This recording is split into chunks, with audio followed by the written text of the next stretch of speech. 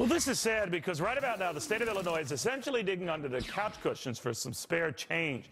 Stunned that his tax hike on businesses and individuals did not raise anywhere near the millions he had hoped, the state's Democratic governor is now apparently pushing internet lottery sales to do the trick via a credit card.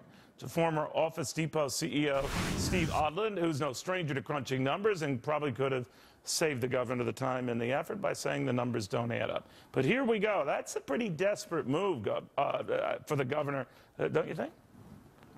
Well, clearly they're looking under rocks for money. They need cash, and this latest move is to be the first state to allow online lottery sales, and maybe they'll raise a little bit of money. Their hope is that they'll get more people from Illinois playing the lottery, and so therefore they'll get more revenue. You know, some of the merchants think that they're going to actually take the revenue and just move it around, and that some of these convenience stores and other people who are currently selling lottery tickets will make less.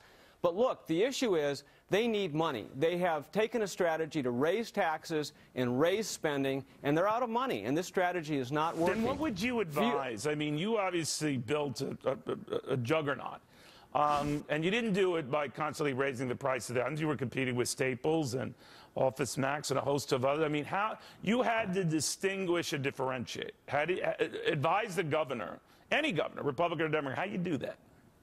Clearly, they have to cut spending and they have to cut taxes. A survey of CEOs just a few months ago ranked Illinois at the bottom of all the 50 states in terms of business friendliness. If you look at their taxes, business taxes are among the 5 highest in the country. And but now Steve, you have the governors. Would that get you to rethink going to a state? I mean, now, of course, you're all over the place. You rapidly expanded the company. Did it make a difference where the taxes were or no?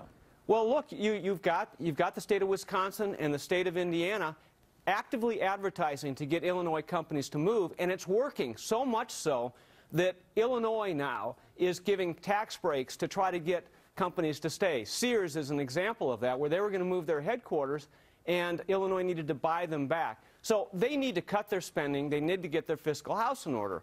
But this is just one sample that's going on around the country.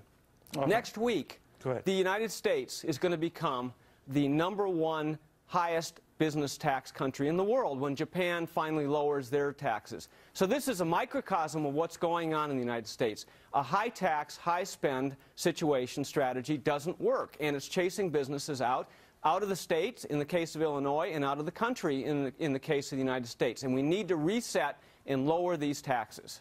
You know, actually, you should consider running for an office. Any office yourself. Steve, thank you very much. Thank you, Neil.